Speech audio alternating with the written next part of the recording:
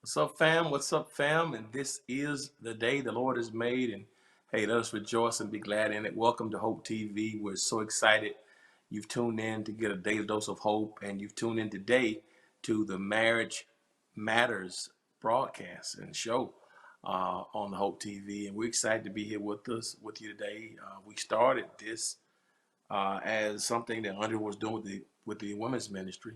Uh, Ironically, last year. Last year, the same time? Last year, the same time. So here's the thing.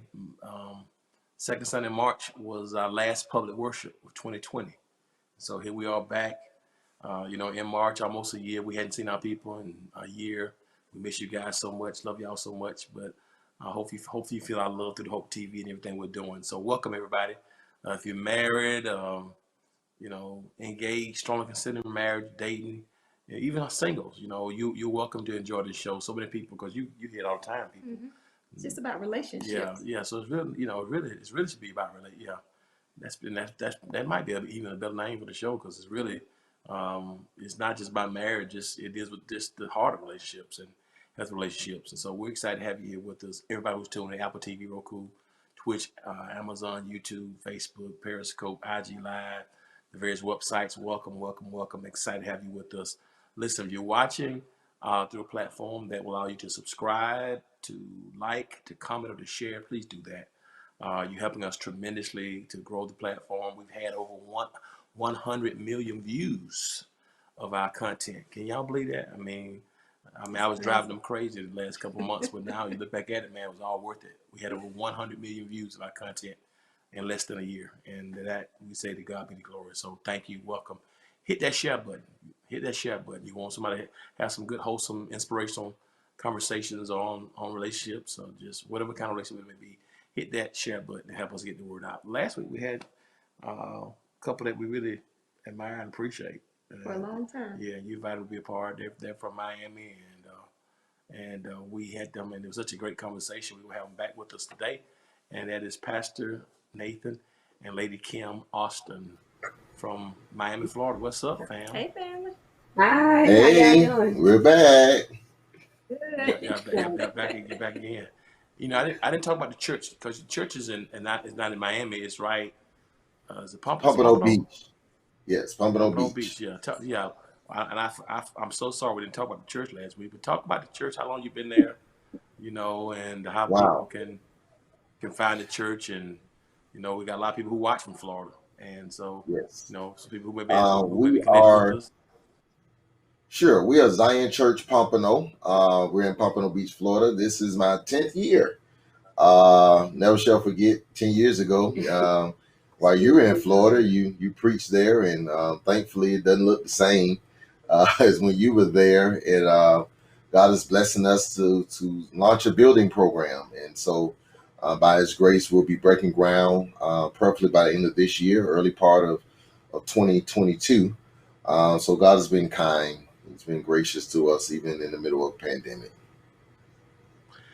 Kim, 10 years ago, it's the first pastorate, and they had one, the oldest son. No, they have any kids. No, Yeah, he was in the belly. No, He was in the. When we first got there, yeah. She was pregnant. Yeah. He was pregnant when we got there. Yeah. Yep, when we got there.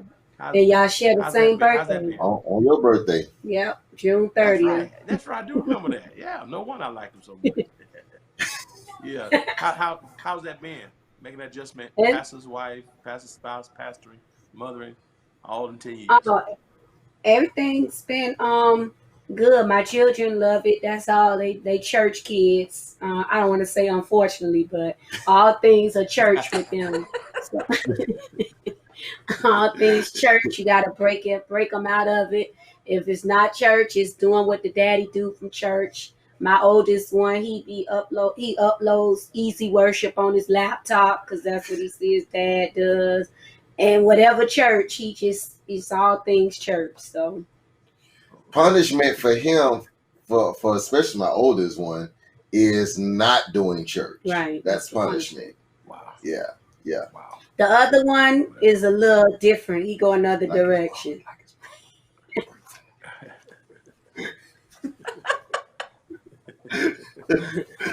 So listen, so Kim, I'm really gonna be praying for you during this building process Yeah. Oh, because it takes thank you. a toll. It takes a toll on the home when the pastor is in a building process. After he cuts the ribbon and breaks ground, then y'all gonna take the vacation. But you're gonna have to take the book that you guys wrote, Oh, the Ten man. Commandments Okay. of Love, on vacation. So you can remember that when you get back. If I do all these commandments, it might get me on vacation sooner, huh? No. She might call you to help her with your specialty, with your talent. She might need you.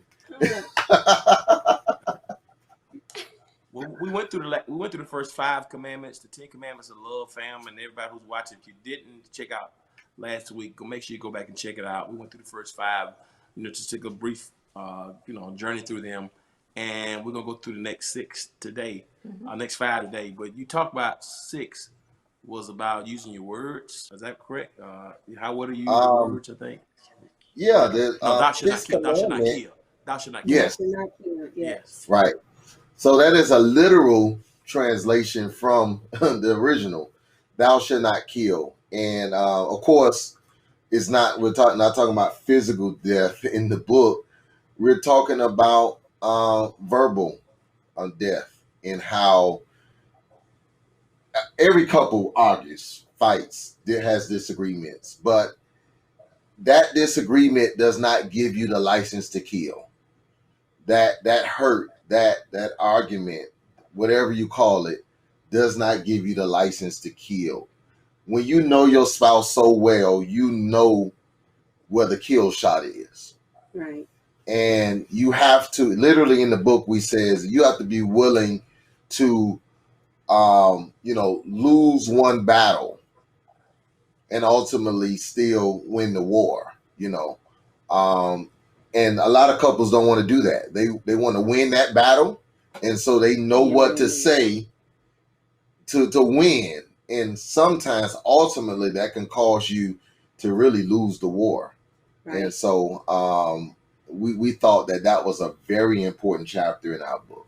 Right. And you kind of don't want to walk around with that one in the chamber waiting for that moment to pull the trigger. It's sort of say, if that makes sense. And a lot of times when you angry, and sometimes, let's be real, we angry ahead of time. We're angry for so long about something, whatever it is, and we're just waiting on that moment to be able to pull it out and shoot what we know is that trigger for that person. And it can mess you up sometimes mentally. It can mess up a person depending upon what that trigger is. Especially as a woman, you should never want to condemn your man or your spouse.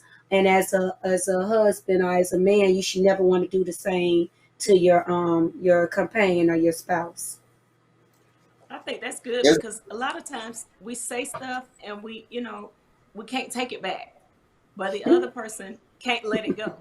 So it's like, Right. we have to choose our words so Playing tug of it war. won't have long-term repercussions. Right. Especially if you married to somebody with an elephant brain, then they can't ever forget what you said. So what you talking So about, Nate? Who are you talking about? I'm not talking about my friend. I'm just saying that you can't, when you marry to somebody like that, it's hard because they can analyze it and they can remember the date and time that you said it. And so, but also what's significant about it is if you've forgiven someone for something, you use the right to be able to kill them with it. Because if you say you forgave them, then you can't kill them with it. And that's deep for couples. That's good. I remember some years ago, I had to be mid-20s, maybe 26, maybe 27. We just got married, and my sister called me one Sunday. She was engaged to this guy, and we thought we were going to get married. And she called me just going off, man. Just bawling. I thought somebody had died. And she said to me that the guy had hit her, jumped on her. So I got in my car and I got my stuff with me, and Hunter and I were over there, and Wait, tell them that I said. yeah, she said don't bring it. She said just wait a minute because you don't know the whole story. But this is my sister, you know what I'm saying? And I never, Right. but I had never heard her. I never heard her like that before. I never heard her like that. This is my sister. So I knew she could be my sister, but not like that. I heard fear and terror. I heard terror. So man, I got out there and I was really gonna hurt this dude. I mean, I was pastoring everything. I was gonna hurt him. And when I got there, and he was like, oh. So what's going on? You know, man, she told me she should have stayed with her other boyfriend. She never should have got with me. Because, you know, he was way more blessed, he way more endowed than I am. Lord. That's not how she said it, but Right. that's the gist. That's the PG version. And she And I killed said, I tell you what, I'm gonna walk out this house. Whatever you got to do it again. Don't ever call me back again. Yeah. Right. But really, honestly, their relationship probably ended right then. Yeah, it did. Yeah. Right. You know. Yeah, she killed him that day. Yeah, there's no coming back from that. So it's interesting you said that. So that was 6. Thou shalt not kill. That was 6. What's 7? 7. 7 was thou shalt not cheat. Yeah, That's literally. That's obvious. Another literal translation of the original. Cheating. And of course, again, cheating can be found in various forms, but we literally talk about the physical act of cheating.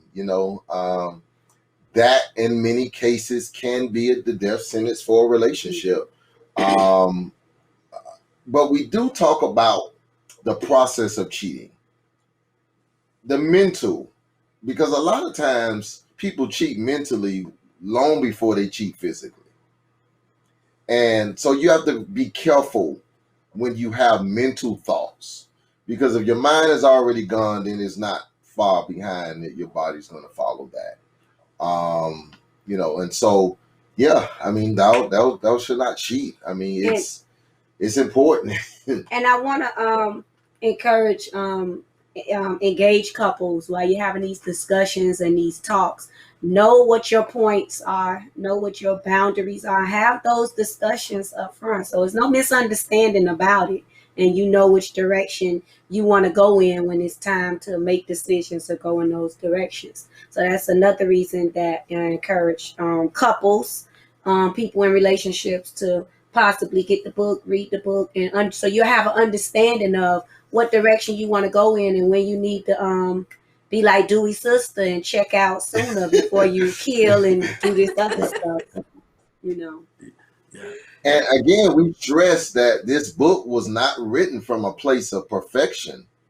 It was written in a place of pain. Mm-hmm. And so a lot of the commandments, we had to work through them ourselves. And so I think that's important for the audience to know, because oftentimes people read books and they're thinking it's coming from a perfect place, and it's not. It's still not perfect. It's still not perfect.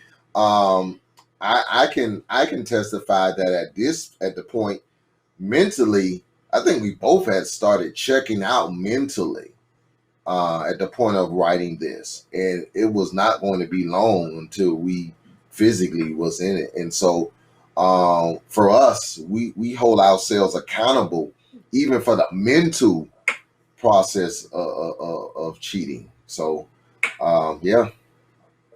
It's funny you said that. My brother and I had a conversation. He's finishing up his MDiv, Master Divinity, and we were talking about some of the books and some of the professors. And I made a statement to him. I said, man, it's funny some of the classes that you're taking. Some of these professors, the things they're teaching, they ain't never done. You got somebody teaching you church administration who never pastored a church. Right. So, Right. Right. And it's one of his other mentors who helps people get churches and always giving them an insight about what to do when they become a pastor. Had never pastored. I said, Right. So I'm just real suspect of people who got so much to say, but had not the experience behind Been it. So, through. you Right. talk about this book. It ain't just theory. You're not talking from a theoretical perspective. Right. No. This is real talk. Hit home. Right. I think for any book to be impactful, it should come from a transparent place. These are not just words that sounds good. We literally went through this process of recognizing our own faults and failures. This book, when we started the process, I think we were around the halfway point. So Probably could do a part 2 now. right, and this right, we can do a part 2 of this now. But again, it's not written from a place of perfection. So don't look at us and say, because we've been through a lot of the commandments we broke. We'll just put it that way. And you have another chapter. The next chapter it's going to be thou shalt have integrity. Yeah, I mean that is false witness, lying, integrity. I'm a pastor. Don't live near the church, and so everywhere I go, my wife is not with me. She needs to have integrity to know that if I say I'm going to be here, I'm there. I hadn't always had that level of integrity. And so that's important in any relationship. You don't want to be that woman or that spouse that has to check through cell phones and we don't have passwords in our phones, or nothing is locked. Because we have integrity. We want to feel that if I leave my phone down, I'm not going to jump in the hives because I left my phone home and I got to stop everything I'm doing to go grab my phone before she go through it. That's not integrity. And so that's important in relationships. It's not even a marriage. I mean, how many people do we see on a daily basis, if they don't have their phone under the mattress when they're sleeping, they can't rest at night? Right. I never wanted to be that type. Right. I lose everything anyway. So if I do something, it sure can't be in my phone. And I've been and got caught. I lose mine every day. I lose mine every day. Right. And even with the integrity, it's really important because, like he mentioned, social media has destroyed a lot of people and a lot of relationships, and you shouldn't even want to see yourself in the light once you put something out there. Sometimes your spouse's or your companion's action, it has to bring about an evaluation of yourself. Whether they're right or whether they're wrong. If you're being truthful with yourself, you kind of evaluate, like, how did we get to this point, or what did we do, or whatever. And that goes along with integrity. Not saying what they did is right or not saying what they did is wrong, but you have to evaluate your role in it. So when you go out there putting stuff out there, social media and stuff like that, it tests your integrity as well. So. And I misspoke. That's the thou shalt not steal is integrity. Right. The next one deals with something else, but I misspoke on that. But stealing is integrity. If someone can't leave something by you and they can't trust you with it, then you lack integrity. Yeah. But again, integrity is just very important in a relationship. Yeah, and I think that's important not only for couples. I think that's important in life. Whether it be, a work relationship with your children. Having integrity for them to set that example. So I think that's a great. Right. If you say you're going to be there, be there. If you say you're going to do it, do it. If you say you're going to pay for it. You're right. Any type of relationship, marital, if it's just a parental relationship, you got to have integrity. Because without your word, what do you have? Yeah. And you talk about the word and then being truthful, not lying. They kind of intertwine, but they can't stand alone at the same time. Being truthful. Right. That's bearing false witness. And in the book, we talk about the truth of where you are in the relationship, being true to how you're feeling. We didn't realize that we were in a relationship that had no space for truth. That we felt we could not be truthful with each other without the other taking offense. And so if I speak my truth, you shouldn't jump into defense mode. You have to respect that that's my truth, even if you don't feel it's the truth, but it's the truth the way I see it.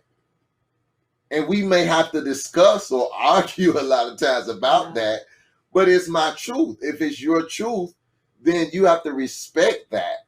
And so we did a little twist on it, as you said, dude, because the two can't intertwine. But we wanted to make emphasis on the fact of your spouse, your mate, has to be willing to tell you the truth. Because I don't want, neither one of us want the truth to be told to boyfriends and girlfriends, and because they can run with it and manipulate it. But we have to be truthful with each other. And so we think that that's imperative in a relationship. Right. He always says, one of the things he says is, his perception is his reality. So regardless of how, I feel, if I made him feel a certain way, his Right. perception is his reality. And sometimes we don't consider that when we're thinking about the other person. So I think that's an awesome thing to talk about. Right. It's your truth. And my biggest thing was at the time, when I tell you my truth, accept it, deal with it. Don't try to analyze it and try to tell me why it's true but not true, based on your perception, because my perception is my reality, and that just that kills it every time. I told you my truth and you trying to analyze it, and when it get a yeah but just something there, some kind of conjunction that just let you know, here we go. And that's the most frustrating part, because that's when they're not hearing you. They saw the words, they got the words, but they're not hearing what the words mean and valuing what you are saying. And even though they may value you and love you and all at the same time, but you don't value my words and my feelings, then that says a lot. You calling BS before I can even get the whole thing out. You don't cut me off. That I don't is tell just, all my business. right, Now you telling it all now. I'm just talking in general how stuff happen with couples. I know I've been guilty, and many people that are watching this can probably testify to this. I've been guilty of trying to talk her out of her truth, because I don't want to hear it. I don't think that's the truth. So I will try to talk you out of that truth. But in reality, if it's her truth, I have to respect it. And sometimes it's worth investigating how they arrive to that level of truth. And so marriage is work, man. Relationships are work. It's not just a cookie cutter. The introduction of the book is not luck. That's how we introduced the book. That we didn't just luck up on 18 years. It's been work. Right. And so people think that it's lucky. No, it's more than luck involved in it, And a lot of people just not willing to do the work, and that's the problem. The thing about it, I think something you said was very key, that for everybody who listened, the truth can't hurt. I think what's significant and what's most important, the intention can't be to hurt. And that's what the heart of the person is. It's like, is this person trying to hurt me? Are they trying to share their heart, or are they trying to break mine? And I think a lot of times, before you can really receive, it's like, are they trying to share their heart with their truth? Right. Or are they trying to break mine? And I think to answer that question sometimes can help you to take the truth more, but the truth can't hurt, and right. It can't. We can't use it to kill. Exactly. Yeah, go back to with 6 commandments. Yeah, put those right. Right. It all starts flowing together. And we have, as preachers, we have the perception of knowing how to. There's some truths we got to tell in the pulpit, but we have to, as the Bible teaches us, say it in love. It's the truth. Certain things about marriage, male and female, it's the truth. But we know we have some people, when we say this, it's going to offend some people in our congregation, but it doesn't stop us from telling it. It may teach us how to approach it better. And so there are times where we have to understand that this truth is going to hurt the other person. So let me figure out how I can tell it without it being a kill shot. Yeah. Even though it's the truth. That's good. Right. And then we're going to hit the last one, which is be content with what you have. So on that So one, are you talking about, I mean, materialistically, or are you talking about what you have between you guys, or how's that handled in the book? both that commandment, thou shalt not covet thy neighbor's wife, being content with what you have, especially for men, we get into I hit 40 and I'm noticing myself in this getting into this midlife crisis thing, and we tend to start looking at other things, other people, and saying, well, she's got more of this, and hers a little more plump than just all these things, not realizing that, Negro, you getting bigger too, you getting grayer too. There's some things about you that are not as well as it was 20 years ago, and you must be content with what you have, because honestly, there's always going to be someone with a bigger breast, bigger backside, maybe prettier. So if that's what you're looking for, that chase will never end. You have to be content with what you have and not try to covet what someone else has in a spouse. But we also talk about material things too, as a couple, knowing where you are financially, spiritually. Don't covet another relationship, trying to keep up with the Joneses, trying to vacation. You may can't vacation out of the country. You might just can go out of town. You got to be content with what you can do.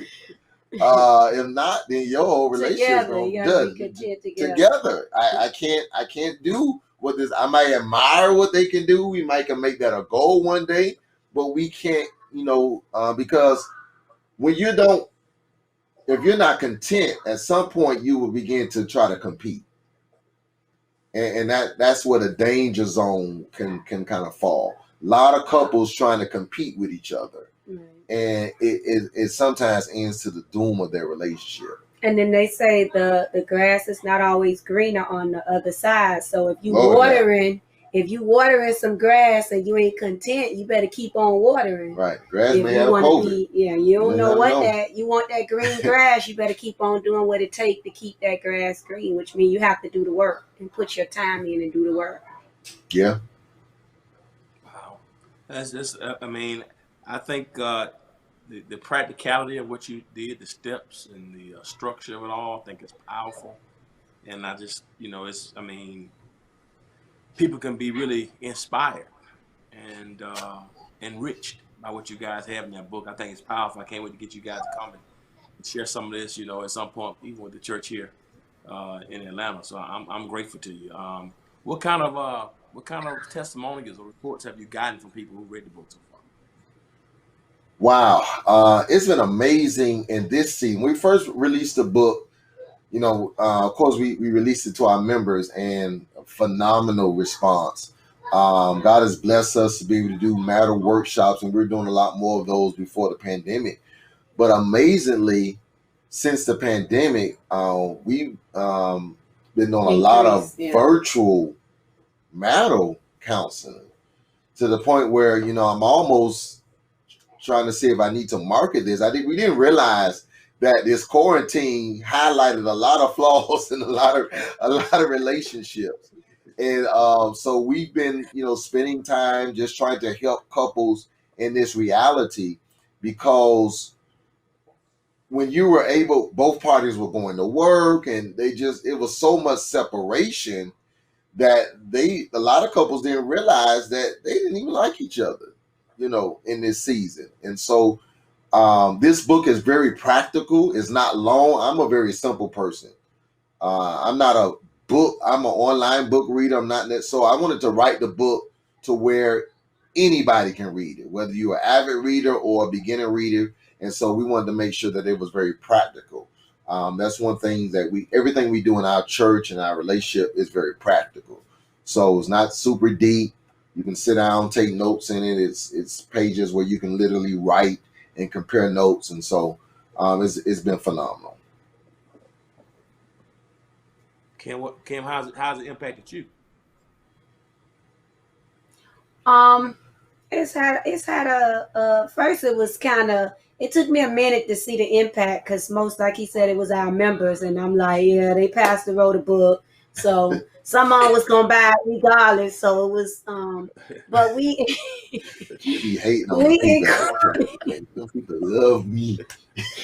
we we did some marital counselings, and it started with some friends of ours that he married years ago, and they came back and they had been married a few years, and they were at the point we were at, and we kind of saw that, and they asked for counseling, and so they were like our first testers of the book, like true outside of the members and stuff. So he told them to go read it, and then he told me about it, and we talked about it, and then he shared it with them, and then to hear them and their feedback and their story being so similar to ours, and they were able to gain a lot of perspective, and we kind of had some of the same perspective from it writing it as we heard them. So that let me know that we were on the right track and we were doing good, and it wasn't just a member thing. And then so from there it began to grow, and we began to promote it with a lot of married couples, our engaged couples, and we got a lot of inboxes about how it was and people that really liked it. And it made me feel real fulfilling when it was people from outside that we did not even know, and they began to say some of the same things. So that's always a good feeling. So you trust, they say poor is a frog that don't praise his own pond. So you take that at face value, but then when you get outside love and like and shares and things like that, that kind of lets you is more self-fulfilling. So That's great. Guys, this has been awesome. You want to say something? Okay. Listen, so tell us about how they can contact the church, and then tell us how to get the book. And man, Of course, it's definitely on Amazon. Type in the 10 Commandments of Love. It should pop up. Last time we were on here a few months ago, several people bought the book, and so we were honored about that. It's also on positiontoprosper.org/TCL. So that's our church website, Position to Prosper /TCL, which is the 10 Commandments of Love. And certainly you can purchase it there. And if there are pastors or other ministries that want to bring us in virtually or in person, if you're in a COVID-free environment, we would love to share our experience with you. We're a very fun young couple, and we just like to help couples. Again, it's not just for married couples. It's for people that are dating, single, thinking about it. You want to read this book, especially before you say I do. thank you for sharing the past 2 weeks. We bid you Godspeed. And I thank a lot of you both and your family and your ministry, and just thanks for spending this time with us, and hope that God's blessings continue are upon you and everything that you touch, your business, family, and ministry. God's going to keep you strong. thank you so much. We love you guys as well.